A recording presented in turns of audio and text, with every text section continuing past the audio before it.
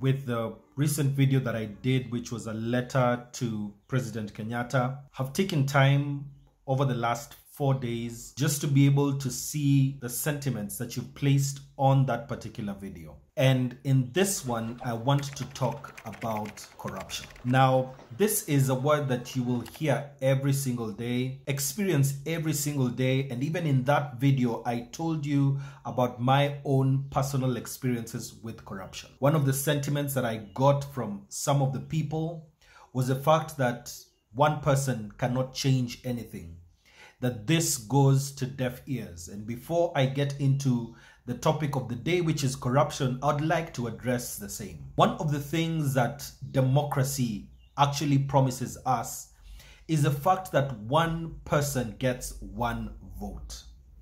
Even though sometimes in our homes we believe that people are already chosen even before the elections happens, but the truth of the matter is that the will of the people must be heard. And anytime that we feel that our voices do not matter, that is a start of chaos. And my voice may just be the voice of one person, but that one person matters. And the problem is that many of us are afraid to even speak out and speak publicly about the fact that things are not going well in this country. But this is my voice. This is my addition to the conversation so that we can be able to stand up, each one of us, whenever we get the chance to speak against what is ill in the country and to hold our government accountable. One of the reasons why I do this is because of the fact that all these people who are in those offices, I elected them and you elected them as well. So if you put someone to do a particular job and they don't do it, you should have the opportunity of telling them that if they are not doing their work, then they should not be holding the office that they do. And this goes from the MCA all the way to the president's office. We as Kenyans require you to do the work that you said you would do. It is not enough to just tell us that you want to be a leader. You also need to show the qualities of leadership. So let me talk about corruption. What is corruption? Corruption is using public office for personal gain. Anytime you have the opportunity and you have the license to administer public services and then use it for private gain, that is corruption. If you are an officer in an institution where you are in charge of public services or goods on behalf of the rest of the Kenyans, and then you use those same resources to benefit yourself, that is corruption. And in this day and age, Kenya has been ranked among the top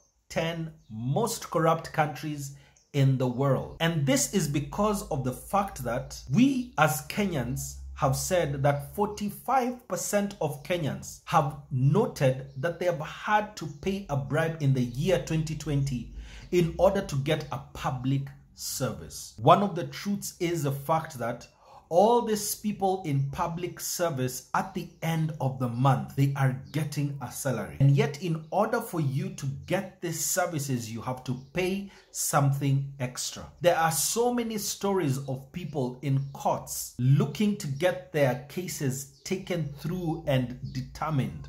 But in order for that to happen, they have to give something small in order for this to happen. There are so many cases in the land offices where your title deed can disappear unless you give out something. In fact, there may be some offices, allegedly, where you'd have to get someone to go around for you on your behalf for things to actually happen. There are stories all over of tenders that by the time they are going out to the press, that people already have been given that tender, and all this is just being done just to appease everyone else. All these stories may be false. They could be rumors, but they could be true as well. As a person, this just gives me slight despair because of the fact that If people were actually doing what they are being paid for, then these things will never see the light of day. Many times we speak of the fact that Kenya is a country with 80% Christians, but the truth of the matter is, if we are at number 8, number 2 in Africa, most corrupt country, do we really have Christians in this country? Just because your name is James, just because you have some name in the Bible, doesn't make you a Christian. But away from that, how can we stop corruption in this country? Number 1, end impunity. And this goes to everyone who is in power or holds a public office. End impunity. If you have been given a responsibility, don't use your position to try and get others down. Do your work in service of other people. If you get the opportunity of getting a public office, remember that people have placed their trust in you, that you will actually represent them. And in this country, many times, we keep looking at the fact that we are actually overrepresented. I don't even want to go into the numbers and the wage bill. That will come in another video. But let's look at the fact that any single person who gets an opportunity to hold a public office, many times they forget that they have been put there by normal mwananchi who expect them to actually make sure that the public services being offered by institutions are working, that the laws in the country are actually for the benefit of the citizens and not just for a few political elites. And impunity. If you have the opportunity to hold a public office, do not use the police, do not use the military just for your own personal gain. But remember that all these people in the discipline forces are there to serve the normal human being in the country. They're supposed to serve you and me. You are part of the discipline forces. You should serve the normal Kenyans and not the politician. And impunity. Number 2, reform public administration and financial management. Many times in the news, we hear of the fact that people have allegedly stolen money from different institutions. And this money ends up in the accounts of people who did not supply anything, and in some cases supplied air. This needs to stop. Normal Kenyans are paying 30% in terms of income tax, 16% in VAT, and so many other taxes are being introduced every single day. And the reason these taxes exist, number 1, is to pay for public services. But then the people who are in charge of protecting our financial management systems are the same people who are stealing from those systems. And then when we see these cases in the news, and then when we see these cases in the courts, it just takes a little time and then we forget. Kenyans, do not forget. Remember, these people who are stealing the public funds are stealing from you and me. If we as a people want this country to move forward, and we keep on saying that we want the Big Four agenda to actually go forth, we even have a Vision 2030 that we want to accomplish, but this cannot be accomplished if our money that we give out in terms of taxes is not used for the intended purpose. On the same breath, if we want to survive, then this country needs to stop relying on loans and start repaying them back so that Kenya can actually be a sovereign country. And a sovereign country means a free country. And the good book is the one that says that the borrower is a slave of the lender. And Kenya is a slave to its lenders. If we do not pay back the loans that we have been given, the lender can do whatever it wants in order to get its money back. Kenya has had a propensity of borrowing loans left, right, and center, and this needs to stop, because whenever that money comes in, it's not used for its intended purpose, and the people who are in charge of making sure that the money is spent, they put that money in their pocket. The IFMIS is not even safe. They keep on saying that it is being hacked when the truth of the matter is the money is going into people's pockets. Number 3, promotion of transparency and access to information. The financials of every public institution should be made public. What people are being paid, how money is being used, all these are supposed to be matters of public record, meaning that every single Kenyan should have access to this information. This will help Kenyans to be able to see exactly where their money is going, how it is being used, and if anyone is misusing their money. It is my money, I should know how it is being used. Kenya is one of the countries that does not operate according to its budget.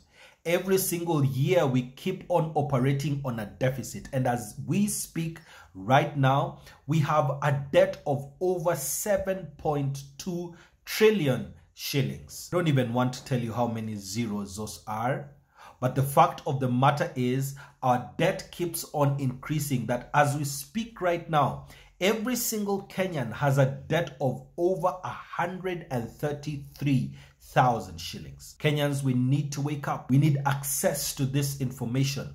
We need the government to be transparent about how it is spending our money. In fact, we need records of exactly what those agreements are with our lenders. Right now, we have just been informed that the IMF has given us another loan of $700 million. Where is this money going to be used? And can we be able to get a breakdown of exactly how that money is used, who exactly is being paid, and to do what? Because if this doesn't happen, then corruption in this country will never end. Number 4, empower citizens. Now, if we want this country to move forward, and we keep on saying that we want to become a first world country, we need to empower our citizens. An empowered citizenry is one that can be able to hold the government accountable. From the comments that I read in the first video that I did, I saw that people are disillusioned of the fact that will people listen? But listen to me, fellow Kenyans, you are empowered to make your voice get heard.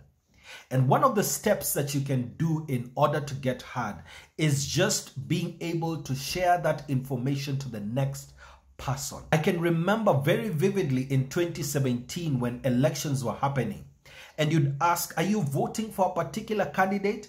And the question would be, will they win? Well, the truth of the matter is, if you, one person, voted for that person, they would get one step closer to getting the position that they're looking for. Sometimes, and many times, we are led to believe that a particular person has no chance of getting that particular office because they do not have the money that is required to get that office. Well, believe me, the power lies with you. When the pollsters come and they want their own version of the story to be told, believe me, you can tell them one thing and still vote for the person that you want. Let us stop being afraid of voting for someone just because they are not popular, because that goes for every single person making that decision. But any government which actually wants to work, a government that actually wants to give services to its people, must allow its citizens to tell them where they are going wrong. Holding a government accountable is like having an employee and you are the employer. In the organizational chart of this country, we are the shareholders. As citizens of this country, we are the shareholders. And the president, our CEO, reports to the board of directors, us, so that we can be able to know how has our company, Kenya, performed every single year.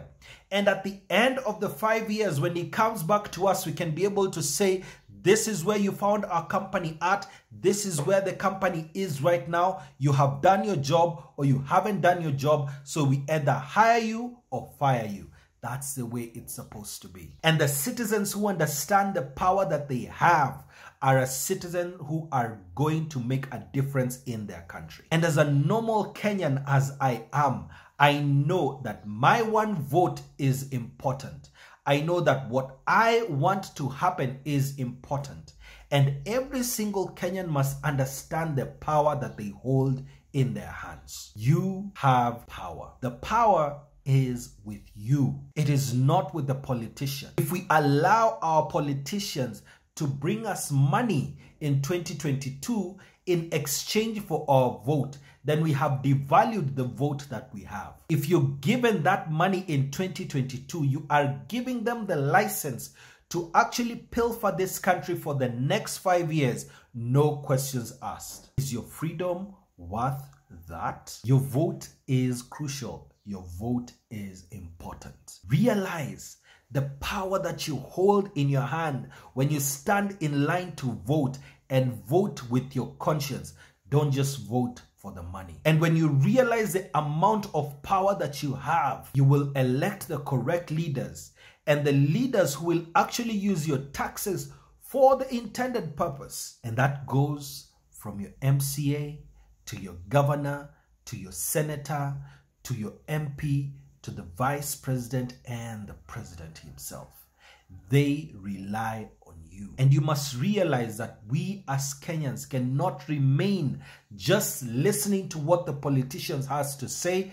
We have to make our own conscious decision of who we vote for and who we do not vote for. Anyone who is implicated in a corruption case should not be holding a public office. We should be angry enough to realize that we have so many Kenyans, close to 50 million of them, who can do better for this country than the 2,000, 3,000 people that we have placed in leadership today. There is no seat that is reserved for a particular person. We, me and you, as Kenyans, are the ones who determine that. Number 5, close the international loopholes. Whenever money is stolen in Kenya, it rarely stays in a Kenyan bank account because it's very easy to track that money in Kenya. Usually, that money goes outside the country to countries where it's a safe haven. This needs to stop if corruption is going to stop. If someone holds a public office, it should be a compulsion that they should state, this is how I acquired this, this is how I acquired this, this is how I acquired this, these are the documents. We should see the sources of finance and we should see the uses of those finance. If you intend to hold a public office, we should be able to see how much you are worth when you are starting the 5 years and at the end of the 5 years. How much money do you have? How much money do the people affiliated to you have? This is really important in order to curb corruption. Do you remember a few years ago when the Mishuki laws came into force? People, normal Kenyans, would speak to the police officers and tell them that corruption is a no-go zone. That is still possible even today, and the power lies with you.